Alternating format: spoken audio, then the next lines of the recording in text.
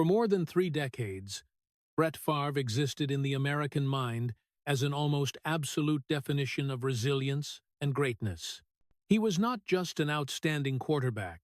He was the symbol of an NFL era where willpower was placed above pain. Favre won the Super Bowl, was voted league MVP 3 times in a row, shattered every limit on passing yards, touchdowns, and consecutive starts. He played in sleet and snow, with broken bones, with a battered body, and turned it all into legend. The image of Brett Favre throwing the ball in the skin-cutting cold of Green Bay, smiling amid the chaos, became an icon of American masculinity. No retreating, no complaining, no stopping. To millions of fans, he embodied the belief that if you were tough enough, a person could overcome any physical limit. The applause, the reverent articles, the immortal footage built a Brett Favre who seemed unbreakable, a man born to keep moving, to fight, to stand firm through every collision life threw at him. But right in the middle of that blazing spotlight, another truth quietly existed, far more silent and painful. Beneath the jersey and the confident smile was a different Brett Favre, living in silence, carrying pain that was not allowed to be named. He learned to endure from a very young age, learned to swallow emotions instead of expressing them, learned to turn pain into fuel instead of a cry for help. Parkinson's arrived not loudly like a tackle, but more cruelly than any injury he had ever suffered. It took away movement, took away the familiar rhythm of life, forced him to face a truth he had avoided his whole life. There are battles that cannot be won with willpower alone. For 30 years, Brett Favre lived 2 parallel lives, one for the world, strong, unbreakable, never stopping, and one for himself, where fear, exhaustion, and fragility were locked tightly behind the door of fame. Willpower kept him standing on the field, but that same willpower forced him to hide his true self.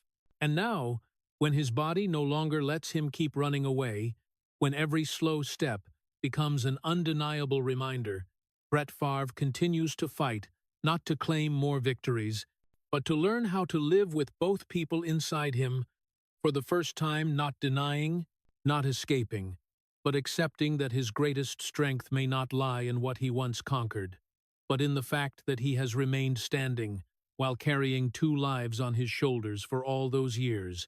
If you want to continue exploring the story behind the legend of Brett Favre, the things that went unsaid for 30 years, please subscribe to the channel and turn on notifications right now. Thank you for listening, and stay with us as we move into the next part, where the truth begins to surface and the pain behind the glory is gradually revealed. Kiln, Mississippi is not the kind of place that gives birth to big dreams, but the kind where people learn to endure before they learn to hope.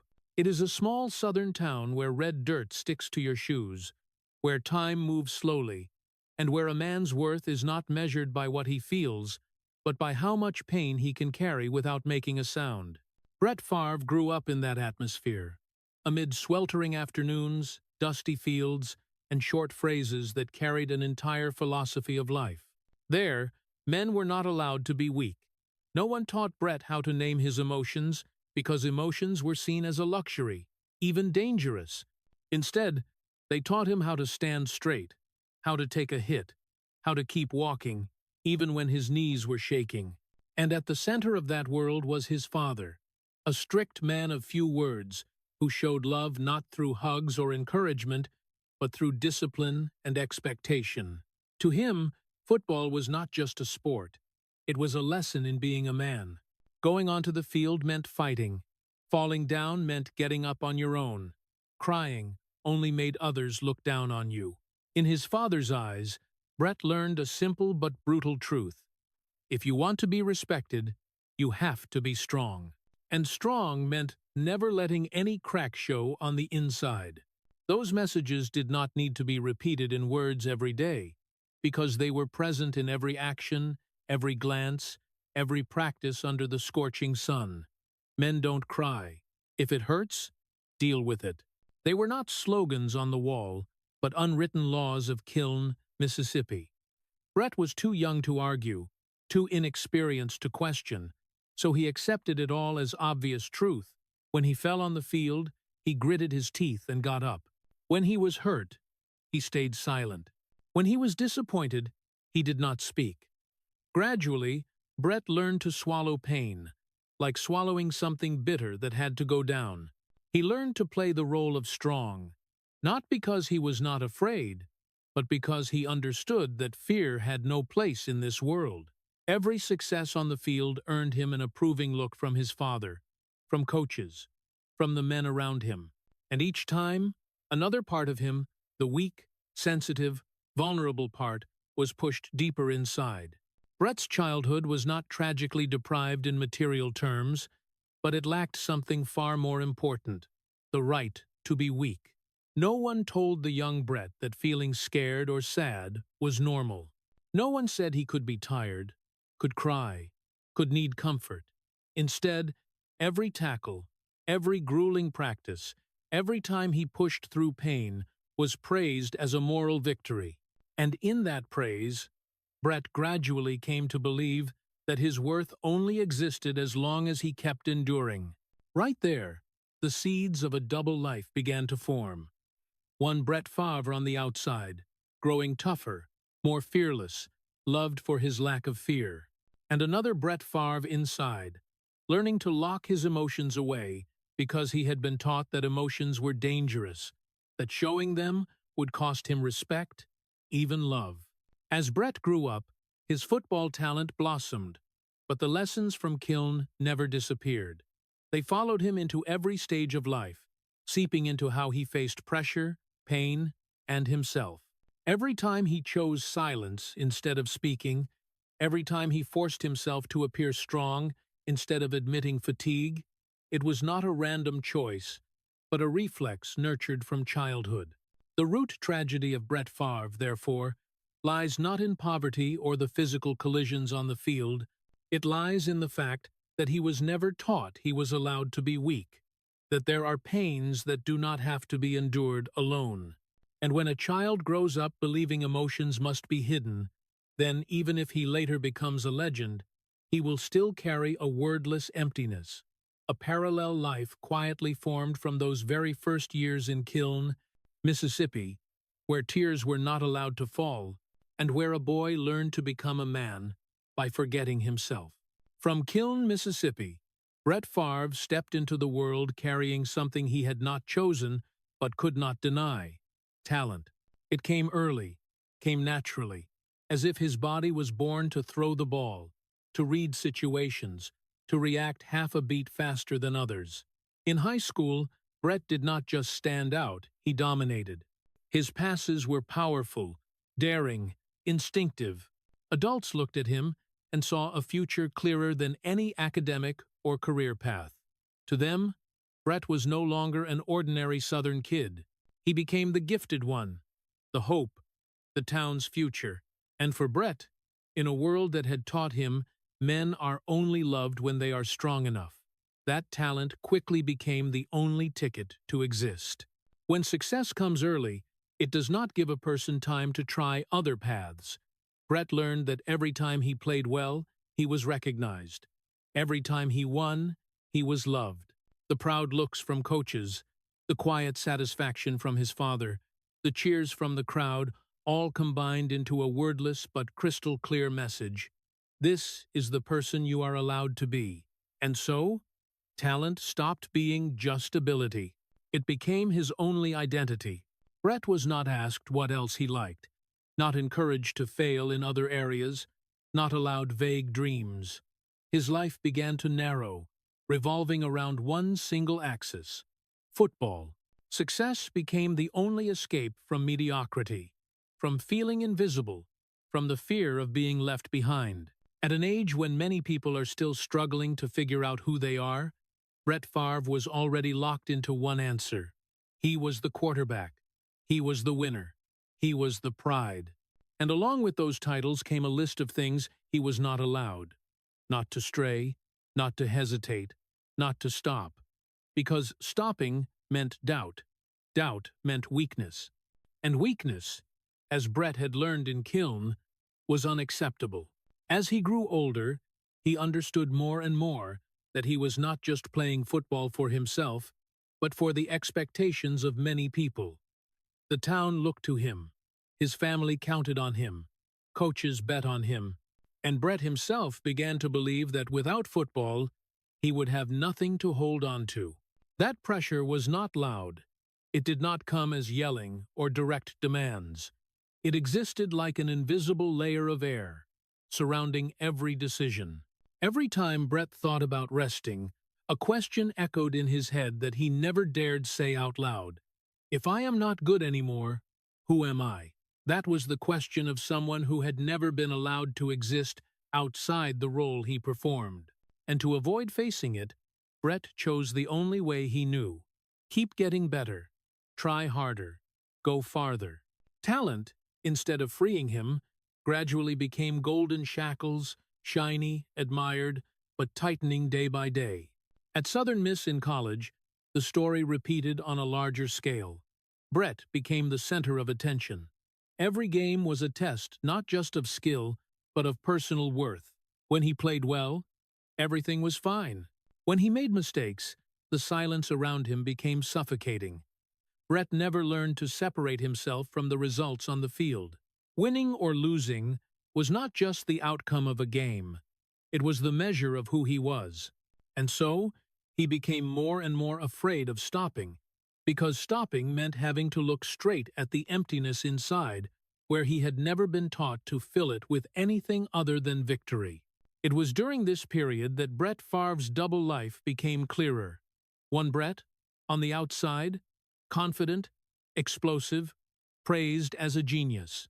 And one Brett inside, anxious, insecure, always wondering what value he had if he could no longer meet expectations. Talent had taken him far, but it had also locked him onto a path with no turns. It gave him fame, but took away the right to fail normally. It opened the door to glory, but closed the door to inner freedom. And even though at the time Brett could not name what he was feeling, deep down he was starting to understand that the greatest gift of his life was also its most beautiful trap. A trap that forced him to keep running, keep excelling, keep being strong forever, just so he would never have to answer that haunting question. If one day I am no longer the best, am I still worthy of being loved? The NFL does not open its doors gently. It opens them with collisions. When Brett Favre stepped into America's toughest league, he was not just entering a new playing field. He was entering a culture where pain was celebrated as a virtue, where endurance was seen as proof of a man's worth. There, no one asks how you feel. They only ask if you can still stand. And if you can stand, you have to keep playing. Push through one more play. Gut out one more quarter. Just get through today. Those words echoed in locker rooms, on sidelines, in the eyes of coaches, and in the silence of teammates. Brett Favre, with everything he had been taught back in Kiln, Mississippi, did not just fit into that world. He belonged to it. Right from the early years, Favre became the kind of player the NFL loved. Tough, fearless, playing football as if instinct was stronger than pain. He threw passes that others would not dare throw, ran into situations that others avoided. Every hit, every time he got up slowly, and then lined up for the next play, made the crowd love him more. The press called him a warrior. Fans called him the soul of the team. The NFL called him a gift. And Brett Favre learned that in this place, pain was not something to hide. It was something to display. Playing while still groggy from a concussion was not recklessness. It was courage. Taking the field with a body covered in bruises was not a mistake. It was responsibility. In those years, Favre was not just playing football. He was building a legend. The consecutive start streak began to take shape, one game at a time, like bricks stacking up into a monument. Every time he took the field in less than perfect condition, the story grew bigger. He played hurt. He could not even remember the previous drive. He still threw a touchdown. And each of those stories pushed Brett deeper into a role he could not abandon. Because if one day he said he needed to rest, that he was not okay, that his head was spinning, he would be betraying the very image that had made him valuable. In the NFL, especially in Favre's era, there was no room for hesitation. There was room for winning, for losing, for injuries, but no room for admitted weakness. Brett Favre's body began sending the first signals, very small, very vague, lingering headaches, blank moments after collisions, gaps in memory. But in an environment where pain was considered normal, those signs were easy to ignore. Favre told himself he was fine, that every quarterback went through it, that if he stopped because of those vague feelings, he did not deserve to be here. And so he kept going, kept playing, kept enduring, kept pushing his body beyond the limits it was quietly warning about. Meanwhile, his mind began to drift, not in a loud or obvious way, but like an underground current. Favre became more impulsive, more unpredictable. Moments of extreme high on the field were followed by unnamed lows when he got home, but he did not know how to talk about it. His whole life, he had been taught that if you feel off, the problem is with you, not the system. So instead of seeking help, Favre sought one more game, one more throw, one more rush of adrenaline to fill the growing emptiness inside. The NFL kept loving Brett Favre because he was the perfect embodiment of what the league wanted to sell to America: toughness, defiance, sacrifice. Slow-motion replays of him getting up after hits were shown over and over like a sermon on fighting spirit. Few noticed that each time, another part of him was being worn away. The body began to break, not with one sudden collapse, but with hundreds of tiny cracks. The mind began to drift not with one breakdown, but with accumulated fatigue that no one named. At that point, Brett Favre did not think he was paying a price. He thought he was doing it right, living up to what the world expected, becoming the best version of himself. But the truth was, right in the place where pain was glorified, his two lives began to separate more clearly than ever. One life on the field, where he was loved for being fearless, and one life inside, where he was growing more and more estranged from his own emotions. The NFL gave Brett Favre everything: fame, glory, immortality, in fans' memories, but at the same time, it taught him a brutal lesson, that if you want to be celebrated, you have to learn to endure until you no longer even recognize where it hurts. Brett Favre's consecutive starts streak did not begin as a declaration. It formed quietly, game after game, like a habit repeated until no one questioned it anymore. At first, it was just the persistence of a player who did not want to miss a chance. Then, gradually, it became a story. And finally, it turned into mythology. The Ironman streak, the consecutive games started, was told and retold as the ultimate proof of the American spirit. No rest, no retreat, no quitting.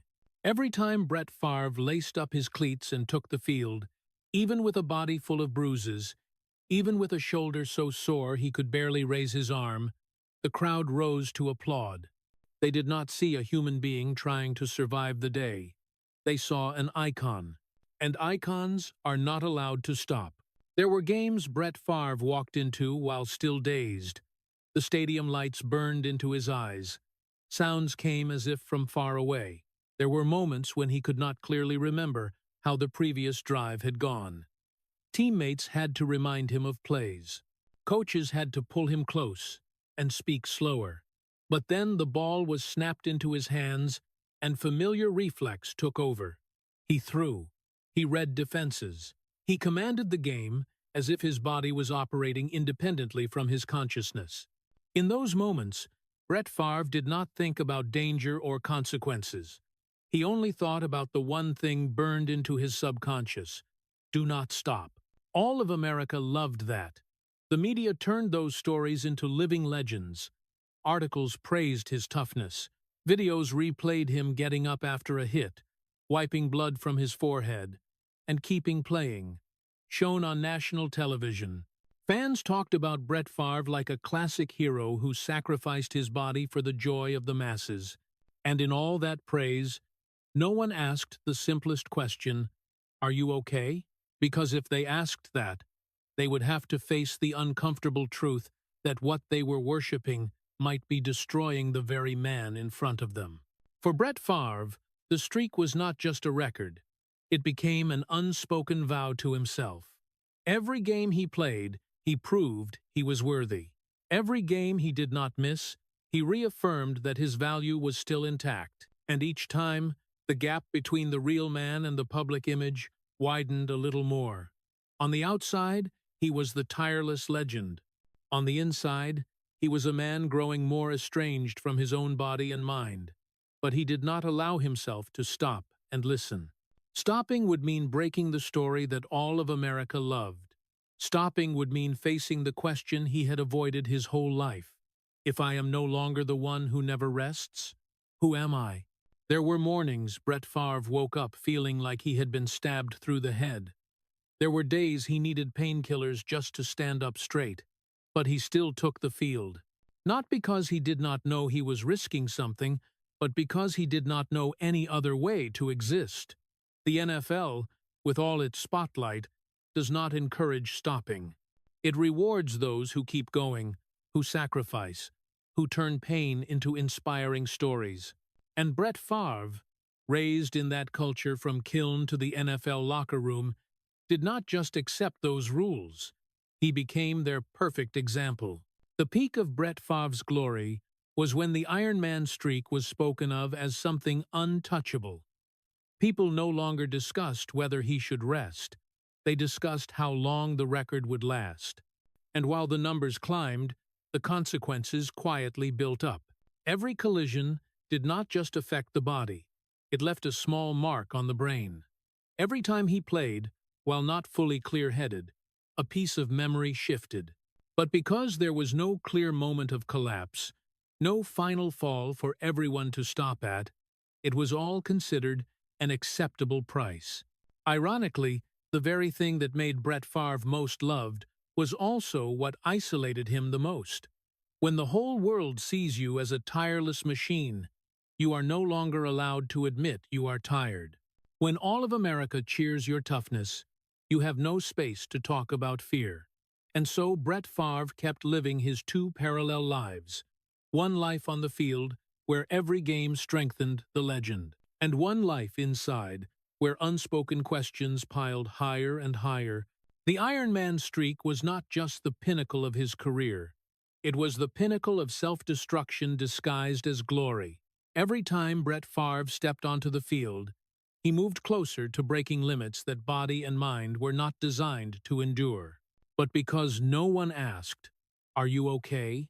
and because he himself did not dare ask it, the streak kept going, celebrated, mythologized, and amid the endless roar of the crowd, one man kept quietly moving forward, carrying both a brilliant legacy and a cost that only many years later, when the lights had gone out, would the world begin to fully understand how cruel it truly was. After the legend of never resting was etched deep into America's memory, Brett Favre entered a phase where the spotlight was no longer bright enough to hide the cracks spreading quickly inside. The car accident in 1996 hit like a direct blow to a body already exhausted from endless collisions. Broken ribs, deep wounds, intense pain that would not let him stand straight. But the NFL did not stop, and neither did Brett Favre. Painkillers appeared as a temporary solution, something to help him keep doing the only thing he knew how to do: take the field. At first, to get past physical pain, then, gradually, to get past the mental pain that he had no words to name. The pills did not just ease the pain, they flattened emotions. They made everything slower, farther away, less sharp-edged. And for someone who had lived his whole life in a state of constant tension, that feeling became dangerously seductive. Brett Favre did not turn to pills like someone giving in to indulgence. He turned to them like a man trying to maintain the role that had sustained him. But the line between using to keep going and needing to use to survive gradually blurred. There were nights he lay awake, heart racing, mind spinning, and the pills were the only thing that brought him sleep. There were mornings he woke up with an emptiness so chilling, as if a part of himself had been worn away while he was unaware. His body began to fall apart in ways that were hard to measure. Not one big break, not an injury requiring surgery, but a gradual wearing down, lingering headaches, moments of disorientation after collisions, segments of memory cut loose, leaving a vague unease. Brett Favre still took the field, still threw the ball, still smiled for the crowd. But amid the applause, he increasingly felt himself drifting away from his body, drifting away from his emotions, drifting away from the person he once was. In that darkness, a different Brett Favre gradually took shape, not the legend, not the icon. This was a man who was quicker to anger, more sensitive to small things, a man who isolated himself, even in a crowded locker room. He could explode on the field and then return home in heavy silence. Conversations became shorter. Caring questions from family were brushed off with superficial words. Not because he did not love them, but because he did not know how to explain what was happening inside him. His whole life, he had been taught that if you are not okay, you handle it yourself. And so, he handled it with silence, with pills, with continuing to play football as his only escape. Sleepless nights became familiar. When the pills were no longer strong enough to shut off the stream of thoughts, Brett Favre lay there, staring at the ceiling, feeling the silence weigh heavy on his chest. He thought about the games, the hits, the times he got up when he should have stayed down. He thought about how far he had gone with no way back. And in those rare moments, the old question returned, more persistent than ever. If one day I stop, who am I? But even as the question echoed, he did not allow himself to answer. Answering would mean having to change. And change, for Brett Favre, always meant danger. Concussions did not come to him as a single event. They accumulated. Each collision left a small mark, not big enough to stop the game, but enough to blur the line between clear-headed and foggy. There were days he could not clearly remember how many passes he had thrown. There were moments he needed teammates to remind him of the game plan, but he did not speak up, because in his world, speaking up was admitting weakness. And weakness was something he had learned to avoid since Kiln, Mississippi. The double life at this point was no longer an abstract concept. It became a direct battle. On one side was Brett Favre on the field, cheered, praised, seen as immortal. On the other was Brett Favre in the darkness, exhausted, empty, needing pills to sleep, needing silence to exist. Those two lives were no longer running parallel peacefully. They began to devour each other. Every game that fed the outer legend drained more energy from the inner man. Every pill that helped him take the field pulled him farther from his true emotions. The most painful part was not that no one knew. It was that no one saw. The media saw records. Fans saw the smile. The NFL saw revenue and image. Few saw the man who came home after the game, sat alone, facing an emptiness that no amount of cheering could fill. And Brett Favre himself, accustomed to living in the strong role, did not allow himself to look straight at that truth for too long. At this stage, the legend and the man were no longer standing side by side. They were pulling in opposite directions. The legend demanded he keep going, keep enduring, keep upholding the image. The inner man cried out in silence, through sleeplessness, through irritability, through a deepening emptiness. And when the double life began to conflict like that, the cost was no longer just temporary pain. It became the slow erosion of his very self, a process of quiet self-destruction no less cruel.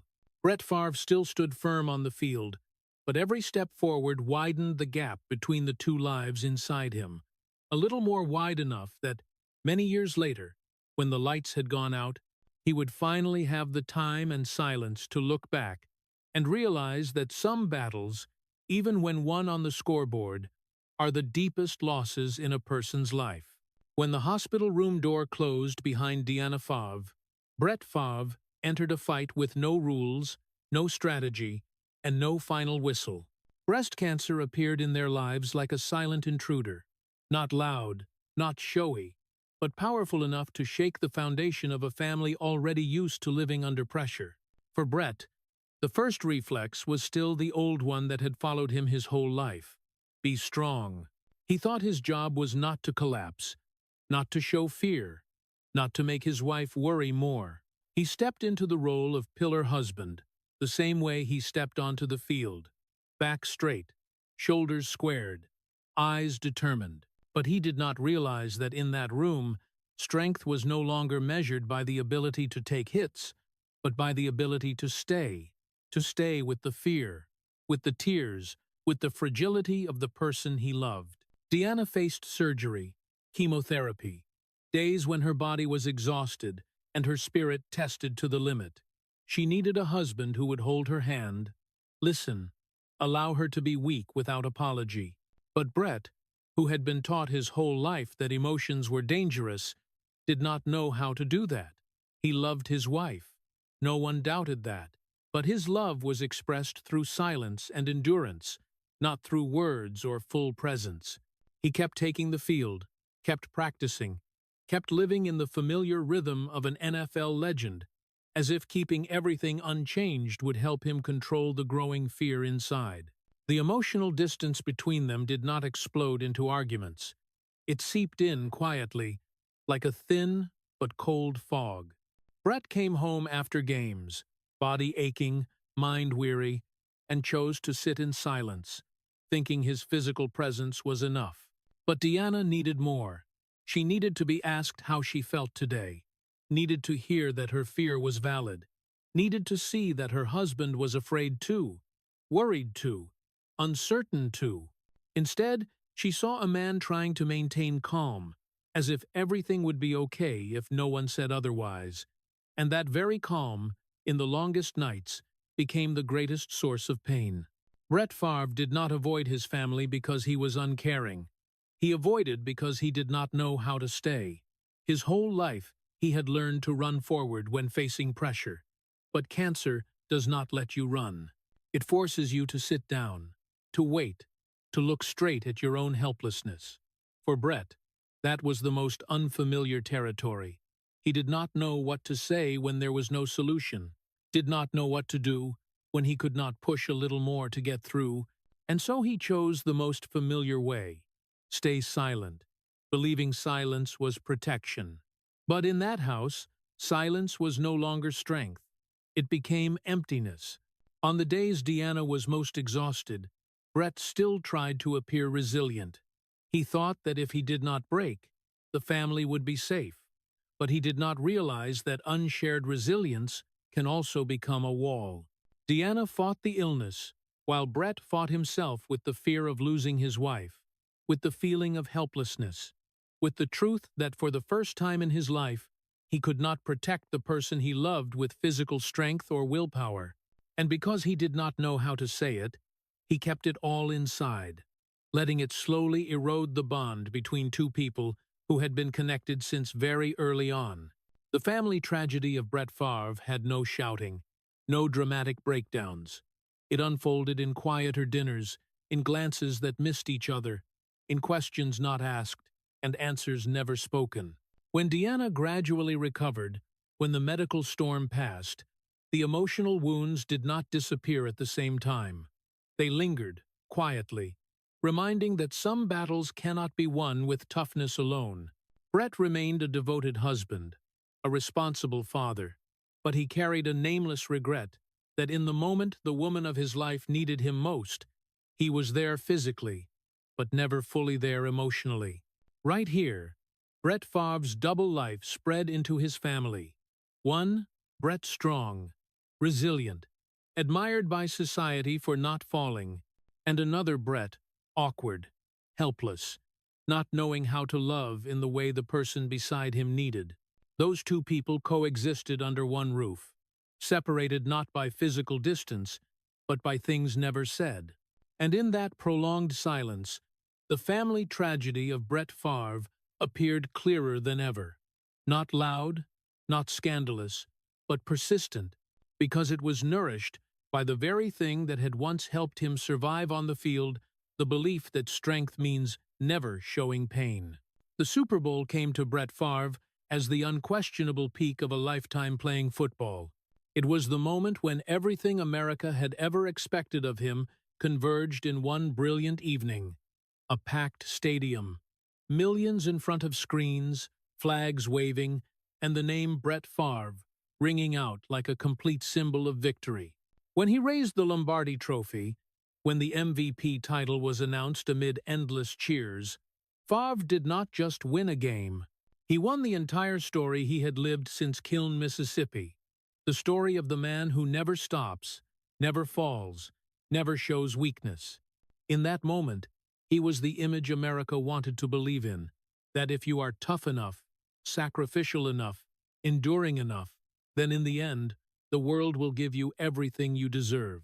But the Super Bowl lights, no matter how dazzling, could not illuminate what was happening behind those eyes. When the victory music faded, when the locker room gradually emptied, Brett Favre sat there, sweat still not dry, body exhausted, and a strange feeling welled up in his chest. Not pure happiness, not the fulfillment he had once imagined, but an unnamed emptiness. He had achieved what his whole life had taught him was the ultimate goal, but the moment he touched it, he did not feel healed. The inner wounds were still there, intact, even clearer in the silence after victory. Brett Favre became a national icon. His face appeared on television, in newspapers, in fans' conversations from bars to living rooms. He represented the American spirit, daring to risk, daring to play, daring to endure. Kids wore his number, imitated his throwing motion. Adults talked about him like a living legend. And amid all that reverence, Favre did not allow himself to ask questions, because asking questions at this moment would shatter the story America was telling about him. He kept smiling, kept appearing, kept playing the role of the perfect winner. But inside, the exhaustion began to show. Not the kind of tiredness that a night's sleep could fix, but the fatigue of someone who had been running too long without knowing where he was running to. After the Super Bowl, individual honors kept coming. MVP, new records, endless praise. Each success was like a fresh coat of paint on the Brett Favre monument, making it more brilliant in the public's eyes. But the more he was celebrated, the more he felt trapped in that image. He did not know how to step out of the hero role without disappointing everyone. And worse, he did not know who he would be if one day the cheers stopped. Victory, instead of bringing release, became a mirror, reflecting deep confusion. There were evenings after the glory when Brett Favre sat alone. No longer the stadium noise, no longer the adrenaline of the game. In those moments, the old question returned, stronger than ever. What am I living for? He had spent his whole life becoming the best, never stopping. But when he stood at the absolute peak, he found no new answer, no next goal big enough to fill the void. And that scared him, because if victory did not bring meaning, then what were all the previous sacrifices for? Victory does not save the soul, because the soul is not healed by titles. It needs confrontation, acknowledgement, rest. But Brett Favre had never learned those things. He only knew how to keep going, keep playing, keep proving, keep running from the growing emptiness. And so, even after the Super Bowl, after reaching the peak every player dreams of, he still did not allow himself to stop and breathe. That confusion did not show outwardly through complaints. It hid in hasty decisions, in continually returning to the field, even when body and mind were weary. Favre did not know how to exist in peace. Peace, to him, felt like a dangerous void where he had to face himself without the cheers as a shield, so he kept seeking the familiar feel of the game, the collisions, the pressure, as if only in the storm did he feel alive. The Super Bowl, to the world, was the perfect ending to a story. But to Brett Favre, it was the beginning of a profound sense of displacement. He had done everything expected of a strong man. He had won, been honored, become an icon. But when the lights went out, he realized no trophy could heal the wounds accumulated over years. No title could answer the question of life's meaning, and no victory could replace understanding and accepting himself.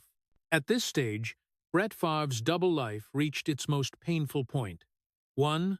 Brett Favre, in public, brilliant, victorious, immortal, and one Brett Favre behind the lights, exhausted, confused, unsure what he was living for. Those two people coexisted in one body, but grew farther apart. And right at this peak of glory, Brett Favre's tragedy became clear. He had won everything possible, except the war inside himself. After the Super Bowl high, when the glow was still strong enough to cover every crack, Brett Favre entered a phase where the fatigue began finding ways out, not through a spectacular collapse, but through small, misguided decisions that built up over time. When a person has lived too long in tension, when body and mind have been stretched to the limit, clarity is no longer sharp. Favre still took the field, still faced the media with his familiar smile, but inside, his self-control had worn thin. Boundaries once clear began to blur, and in that blur, mistakes found room to appear. Bad decisions did not come from malice or calculation. They came from exhaustion.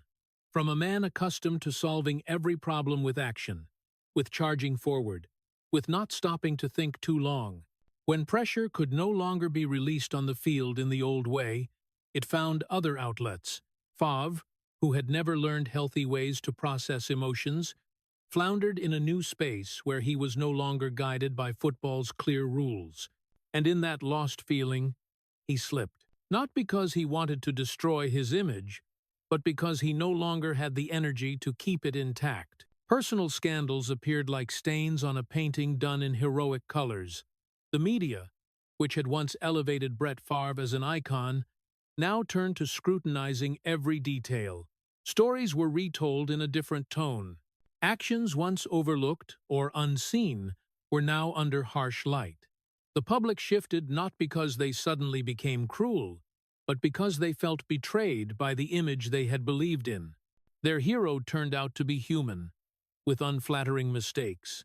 And in the world of icons, being seen as human is not always forgiven. Brett Favre was no longer loved unconditionally. The cheers became more reserved. Praise came with question marks. He felt the change clearly, even if no one said it directly.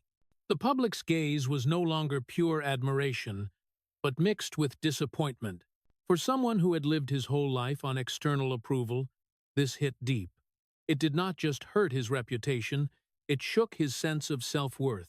Favre had believed that if he played well enough, endured enough, he would be loved. Now, when that love faded, he faced his greatest fear. Perhaps that love had always been conditional. What stands out is that in this phase, Brett Favre did not defend himself like someone wronged. He did not fully understand where he had gone wrong, because everything happened while he was in prolonged fatigue. What he felt most clearly was the isolation, a feeling that he no longer belonged anywhere. The field was no longer an absolute refuge. Family was weary from the long silence. The public no longer saw him with the old eyes, and he himself was no longer sure who he was in all those roles. Without blaming circumstances or whitewashing mistakes, Brett Favre's story here emerges as that of a man who ran too long without learning to stop. When you are always praised for toughness, you never learn to recognize limits. When you are always celebrated for never resting, you do not know what to do when body and mind force you to rest. And when those lessons are missing, mistakes are not a surprise, but an almost inevitable consequence. The media named the scandals. Fans argued. Brett Favre's image was torn into opposing pieces. Legend and fallen one, hero and flawed human. But amid those labels, there is a simpler truth. This was a man who was exhausted. exhausted from holding himself together too long, exhausted from maintaining an image that allowed no mistakes, exhausted from never being taught to care for the fragile part inside. At this stage, Brett Favre's double life was no longer cleverly hidden. It showed in every unclear decision, every moment of lost control. A public Brett Favre, once loved unconditionally, now faced judgment. And an inner Brett Favre, tired, confused for the first time, clearly felt the consequences of living too long without permission to be weak. No one saw him the same, and he no longer saw himself with the old eyes. Mistakes in this story are not a moral conclusion. They are late warnings of a life stretched until it lost elasticity. Brett Favre did not slip because he was evil, but because he had lived too long in the role of someone not allowed to fall. And when a person is placed in that position for years, collapse, small or large, is not a question of if, but only when. Leaving the Green Bay Packers should have been a complete ending, a moment to close the most important chapter of Brett Favre's life. But for Favre, farewell never meant letting go. When he left Lambeau Field, it was not the decision of someone ready to stop, but the retreat of someone who did not know how he would live without the field. Green Bay was not just where he played, it was where he was seen, loved, existed true to his familiar role. Leaving, Favre carried an emptiness like losing the only language to communicate with the world. The return with the New York Jets was told as a dramatic comeback, but inside was unmistakable confusion. New York was loud, harsh, without the forgiveness of cold northern Wisconsin. There, every throw was under a microscope, every decision weighed for judgment. Favre tried to adapt, tried to convince himself he still had something to prove, but the more he tried, the more he realized what he sought was not wins or titles, but the feeling of being in the noise, where he did not have to face himself. The field, with its lights and racing heartbeat, remained the only place to temporarily forget the built-up weariness. When the New York adventure ended, Favre could have stopped, but stopping, to him, felt like falling into nothingness. And so the Minnesota Vikings appeared as an irresistible call. Ironically, they were the Packers' eternal rival, the team that had defined his legacy. Choosing to wear Vikings purple was not just controversial, it was the clearest sign Favre could not leave the field. He accepted becoming the center of criticism, accepted hurting old bonds, as long as he could still play, still hear the cheers, even if mixed with hate, because for Favre, noise, positive or negative, was still better than silence. In Minnesota, brief moments of euphoria appeared again, enough to feed the illusion that he still had control over everything. But the body does not lie. The pain lasted longer. Recovery took longer. Decisions on the field were sometimes half a beat slower. Favre still threw with instinct, but that instinct now had to carry the added weight of age and irreversible damage. He knew it.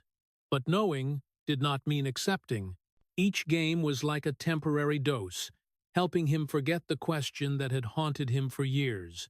If football is gone, what will he do with the rest of his life? The field at this point was no longer a place to show grit. It had become the last addiction. Like any other addiction, it gave him a feeling of being alive in the moment, then left a deeper emptiness afterward. Favre could not live without the racing heart before kickoff, without the sensation of the ball leaving his hand in that perfect instant. Off the field, life seemed faded, without structure, without applause to confirm he still had value. And so he kept coming back, even though each return took away more of the remaining strength. The public watched and debated. Was Favre chasing more glory or destroying his own legacy? But the answer lay deeper than those labels. Favre did not return out of greed. He returned because he had never learned how to live in silence. His whole life he had been taught that worth came from action, from motion, from never stopping.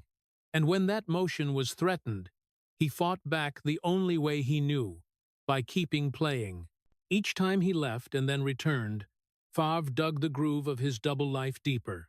One Brett Favre in public, resilient, tough, refusing to yield to time.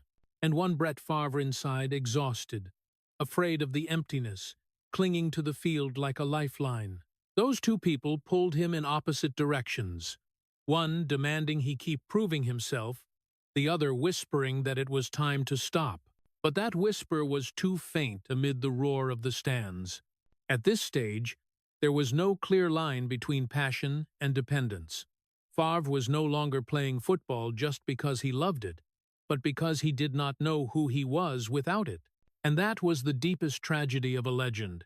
When the thing that gave you everything is also the thing you cannot leave, even as it takes away what is left of you.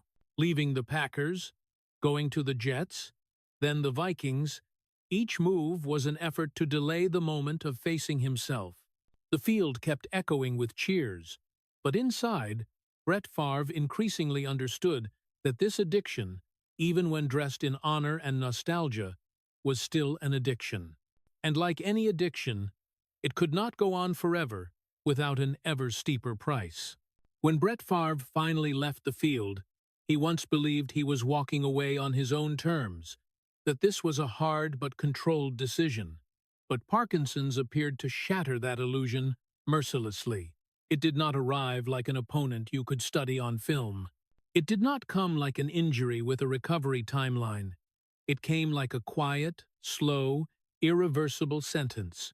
For the first time in his life, Brett Favre no longer had the choice to keep going or stop. His body, the one that had endured thousands of hits to serve his will, now turned against the man who had relied on it his whole life. The early signs were not loud. A slight hand tremor, steps a beat slower, a feeling of losing control over movements that had once been instinct. For someone who had lived by motion, who had defined himself by the ability to throw accurately in a split second, those changes felt like a silent humiliation. Brett Favre was used to pain, but this was not familiar pain. This was the sensation of being stripped, little by little each day, of the only thing he knew how to do. There was no pushing through one more play. There was no playing through the pain. Parkinson's does not negotiate. It does not care who you used to be. The feeling of betrayal came naturally. Brett had done everything asked of a strong man. He endured. He did not complain. He sacrificed his body to bring joy to millions. And now, when it was all over, the price appeared clearer than ever. Every difficult movement was a reminder that the old collisions did not vanish with the cheers. They stayed, they built up, and they collected their debt when he no longer had the field to escape to. For the first time, Brett Favre had to sit still with himself. No stadium noise to fill his mind. No schedule to define how the week passed. No Ironman role to shield the fear. Just a man facing a body that no longer obeyed, and a future that could not be fixed with willpower. That was the deepest fall, because it struck at the core of his identity. If his whole life had been a journey of proving I can keep going, then Parkinson's was the brutal answer. No, not this time. Mornings became different. Simple tasks like buttoning a shirt or holding a glass required focus. Brett Favre, who once commanded entire stadiums with a glance, now had to concentrate to command his own hand. That helplessness did not explode into loud anger. It settled into a heavy, lingering sadness, like a gray sky that refused to clear. He was not just losing physical strength, he was losing the language he had used to speak to the world. At the deepest part of this tragedy was the painful realization that there was no familiar escape, no way to throw himself into work like before, no field to release emotions. Brett Favre had once believed that if he kept going long enough, everything would be okay. Parkinson's forced him to learn a different lesson. There are things you cannot beat with endurance. There are limits where pushing past is not victory, but self-destruction. And realizing that, late and painfully, hurt more than any tackle he had ever taken. The sense of loss was not just about movement. It was an identity pain. When you have lived your whole life with the question, "How am I playing?" you are not prepared with an answer to "Who am I when I am no longer playing?" Parkinson's erased the old question decisively, leaving a void so vast it was overwhelming. Brett Favre had to learn to exist in that void, where there was no applause to confirm, no scoreboard to prove worth, just the stark reality of a man growing older, weaker, and forced to accept it. This was the deepest bottom of the tragedy because it came after everything, after the glory, after the records, after the extra plays, after the defiant comebacks. When every reason to keep going was exhausted, the body made the decision for him. No more debate, no more negotiation. Just the cold fact that the price of never stopping had finally been paid in full. And in that silence, Brett Favre faced the truth he had avoided his whole life. Real strength is not in how much more you can endure, but in accepting when you are no longer in control. Parkinson's was not just a disease.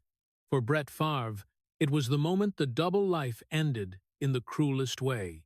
No more Brett Favre on the field to shield the Brett Favre inside. No more legend to overshadow the man.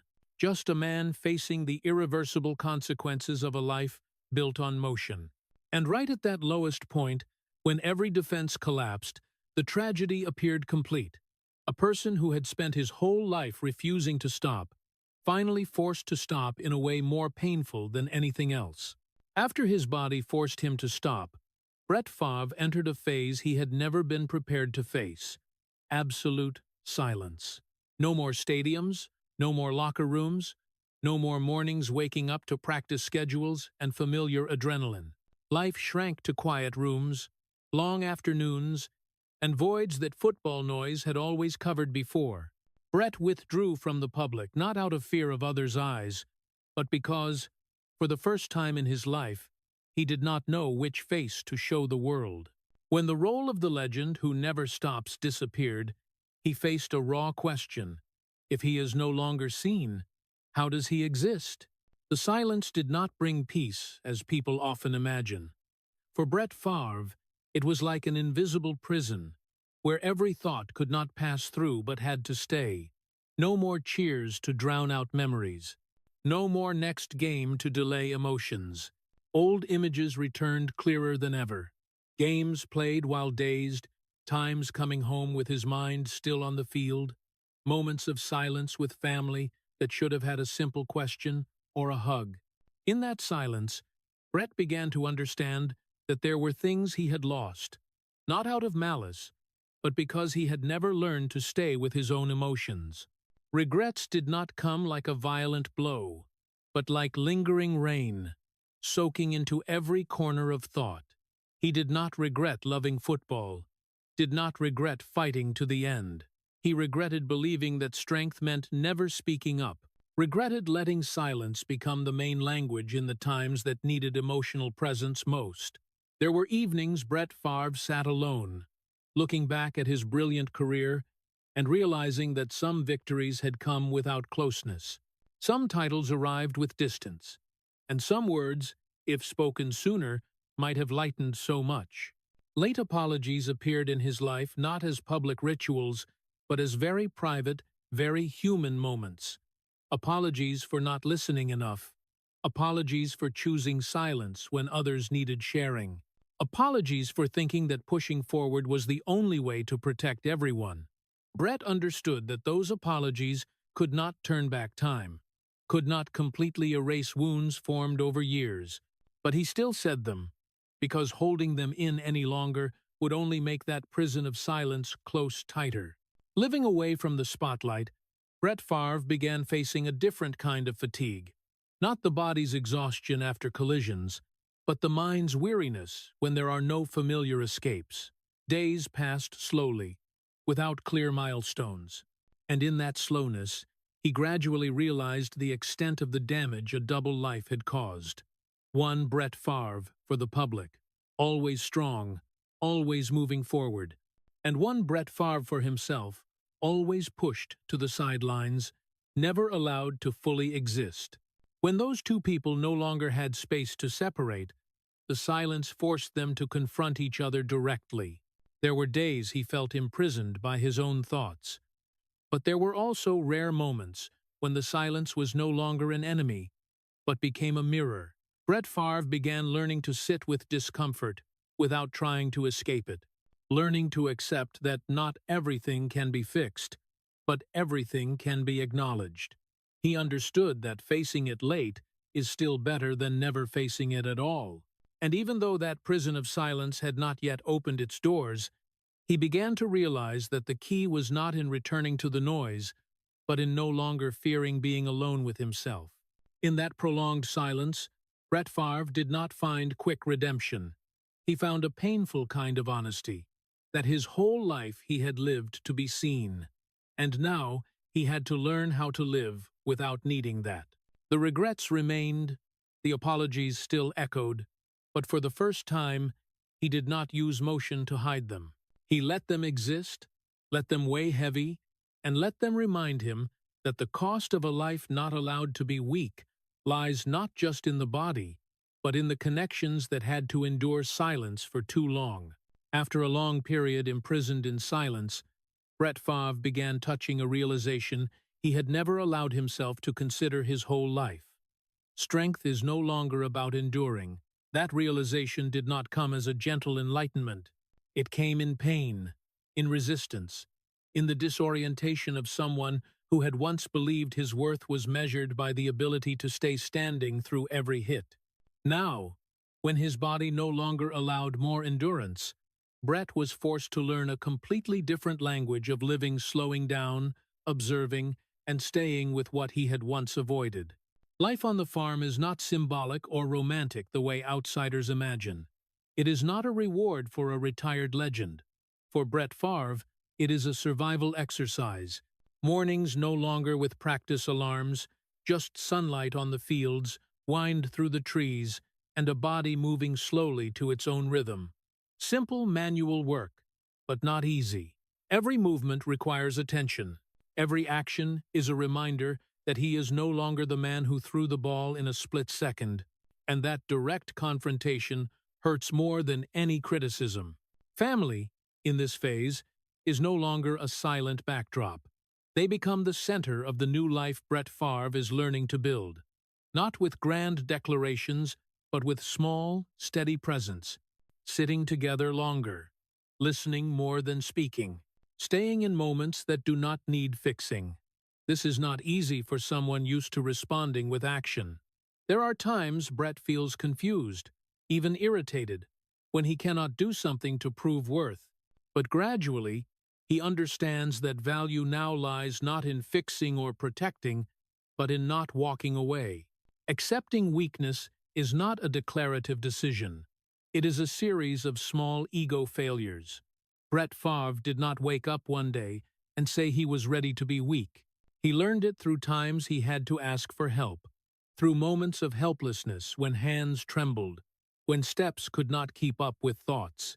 Each time was a small collapse of the old image, and each time was also a chance not to punish himself for it. But that chance did not come naturally. It had to be taken with patience, something Brett had never been taught. On the farm, there is no audience. No one applauds completing an ordinary day. No one records the effort of living slowly. And that very absence makes the transformation raw. Brett Favre has to learn to stay with himself without external validation. There are days he feels useless, as if stripped of purpose. But there are also days, in the simple repetition of life, when he senses a strange calm, not happiness, but no longer fighting. This transformation is not beautiful.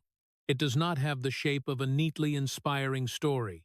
Brett still gets irritable sometimes, still tired, still misses the field, still has moments wanting to return to the old world where everything was clear and loud. But unlike before, he does not use action to extinguish those feelings. He lets them exist, lets the longing stay without ordering the body to chase it. And that restraint, not endurance, but acceptance, is the hardest part. Family sees a different Brett Favre. not strong in the old sense, but more present, no longer the one always moving forward, but the one who knows when to stop. Connections are not healed with grand apologies, but with time, with being there, with no longer turning silence into a wall. Brett does not become a completely different person. He just stops forcing himself to be the old version. In this journey, Brett Favre understands that the strength he once worshipped saved him in one phase, but destroyed him in another. And now, when he no longer has the capacity for more endurance, he is forced to redefine strength, not standing firm through every hit, but daring to keep living when there is no role left to cling to. Not never falling, but not abandoning himself when he has fallen.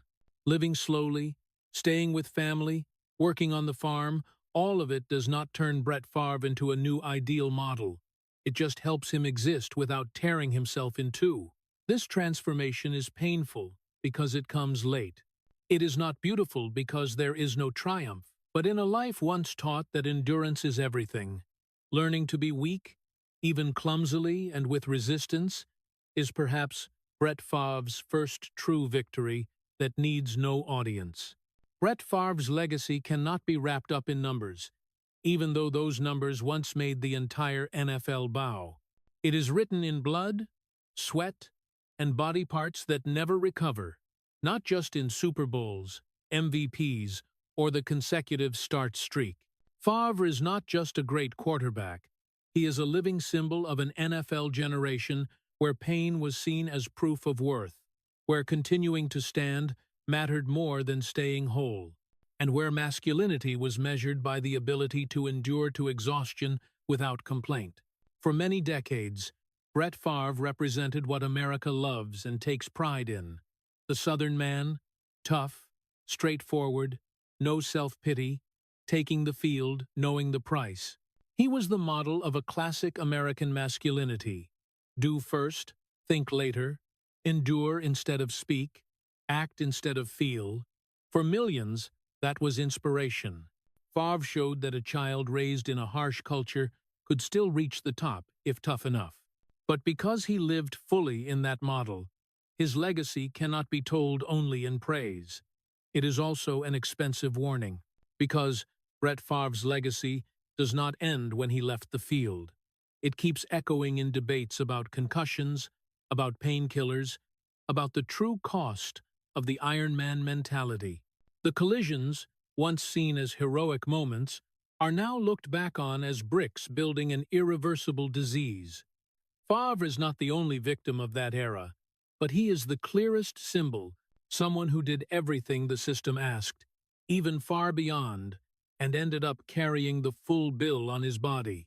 His brilliant legacy, the classic games, the daring passes, the defiant smile in sleet and snow, exists alongside a quieter one, a trembling body, a mind having to relearn how to live without noise. Those two sides do not cancel each other. They complement each other to create a fuller, more painful, but more honest portrait. Brett Favre is not a fairy tale with a happy ending. He is the real story of a man who lived true to what his era celebrated and had to pay exactly what that era overlooked. Looking back at Favre, later NFL generations are forced to ask different questions, no longer just who plays tougher, but who lives healthier after retirement, no longer just who never rests, but who knows when to rest. In that sense, Brett Favre's legacy lies not just in football history, but in changing how we talk about strength. He becomes proof that a kind of masculinity based only on endurance will eventually wear itself down. Favre was once the dream of millions of American boys, strong, daring, unafraid of pain. Now, he is also a reminder to those same boys that not all pain is worth enduring, and not all sacrifice should be romanticized. His legacy is therefore both dazzling and heavy. It inspires, but also forces people to slow down and think. It makes fans wonder, if we love a legend for their endurance, are we complicit in the price they pay? Brett Favre did not write his legacy in words. He wrote it with his body, with the times he got up when he should have stayed down, with the decisions to keep going when stopping might have saved so much. And because of that, his legacy cannot be told as a simple victory song. It is a complex chapter of history, where glory and loss are intertwined inseparably. Today, as the NFL changes, as discussions about mental and physical health become more open, the image of Brett Favre stands there like a milestone, not to accuse, but to remind that there was a time when we celebrated never stopping. And there was a man who lived fully for that ideal, only to become living proof of both its light and its darkness. Brett Favre's legacy, therefore, does not just belong to the past. It continues to exist as an open question that American football and American masculinity culture is still struggling to answer. The Brett Favre of today is no longer the man charging forward. He no longer runs, no longer evades, no longer lives in the racing heartbeat of the cheers. His steps have slowed. His hands sometimes tremble in a way that cannot be hidden. His voice has lost the certainty that once made entire stadiums fall silent. Brett Favre now stands before the world not as a symbol of strength, but as a human being growing older, carrying on his body and in his mind everything that a life of never stopping has left behind. No more field to cling to, no more records to defend, no more reason to prove he is worthy. And right in that state, for the first time, he is allowed to be weak. This weakness does not have the shape of liberation. It is not beautiful, not neat, not making every wound disappear. Brett Favre does not wake up one day and feel at peace. Parkinson's is still there. The limitations are still present every morning. Unwanted memories still return in the quietest moments. But what has changed is that he no longer runs from those things. His whole life, Brett was taught that weakness is failure, is danger, is something that must be hidden with motion. Now, when motion is no longer an option, he is forced to look straight at the part of himself that was never allowed to exist before. The current Brett Favre no longer tries to justify the past. He does not deny the glories, but he also does not use them to shield the price paid. There are days he looks back on his career with pride and sadness side by side. Proud, because he lived fully. Sad, because he did not know how to live differently. He understands that if he could go back, he would probably still love football, still fight, but perhaps would have stopped sooner, listened to his body more, been more present with his family. But that understanding comes late, and Brett Favre does not sugarcoat it. He accepts that some lessons only arrive when the price has been fully paid. No longer proving himself is also a new kind of emptiness. For decades, every day of Brett Favre's life had a clear goal: play better, stand firmer, keep going one more game. When those goals vanished, life became vague. There are mornings he wakes up not knowing what he needs to do to feel useful, and in that void, the sense of meaninglessness was once very frightening. But gradually, he learns not to fill it with mindless action. He lets it exist, lets it remind him that value no longer comes from achievements, but from being honest with himself within current limits. Family witnesses a different Brett Favre, not more perfect, but more real. He no longer tries to play the role of the man who never falls. He speaks up when tired. He admits when afraid. He accepts help without shame. Those seemingly small things are the biggest revolution in his life. Because for Brett Favre, throwing a game-deciding pass in the Super Bowl was once far easier than saying he is weak. And now, when he says it, he does not become more heroic. He just becomes more whole as a person. The ending of this story does not carry redemption. Brett Favre does not find absolute peace. He still carries regrets, questions without answers, pains that will not go away. But he no longer uses the old strength to force himself past them. He no longer sees endurance as the only measure of worth, and that is perhaps the deepest change. Not victory over illness, not fully atoning for the past, but stopping treating himself like a machine that must keep going at any cost. The Brett Favre of today lives in a different rhythm, slower, heavier, with less glory, but also with less deception. He no longer needs the world to applaud to know he exists. He no longer needs to be strong in others' eyes. That does not make him happy in the usual sense, but it brings a kind of honesty that his whole life lacked.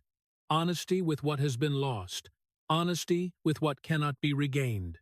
Honesty with the person who was hidden behind the legendary image for 30 years. The man who is finally allowed to be weak is not someone who has given up everything.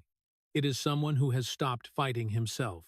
Brett Favre no longer runs, no longer proves, no longer tries to live up to the expectations of an era that has passed.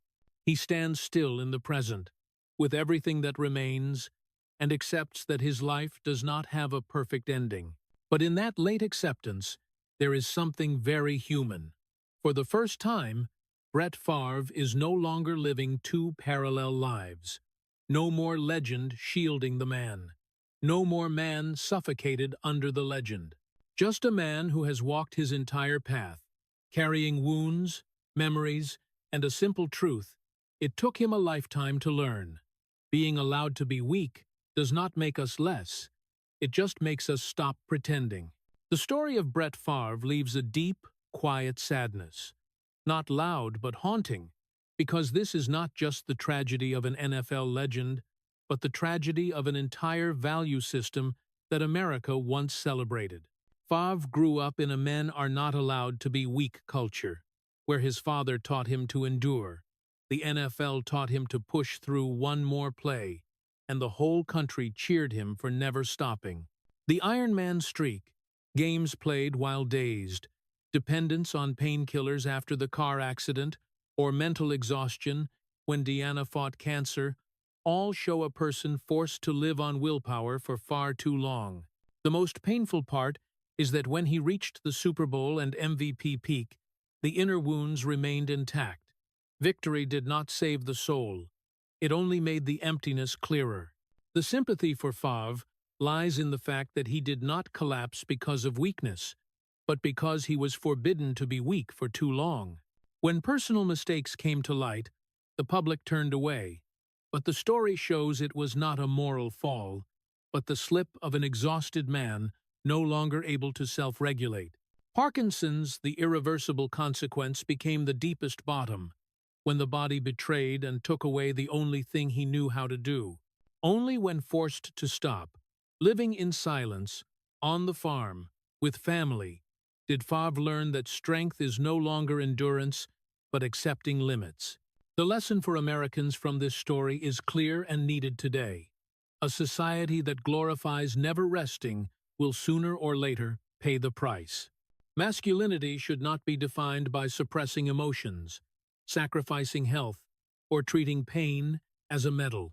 Brett Favre's story reminds us that true success lies not just in what is achieved, but in keeping the person inside intact after the lights go out. Honoring him is not for being invincible, but for finally daring to live truly, even very late, with his own fragility.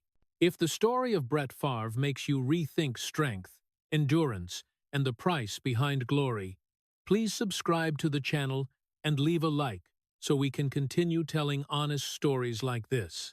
Thank you for staying until the end, and see you in the next video, where we will keep exploring legends not just through their spotlight, but through the wounds they carried for life.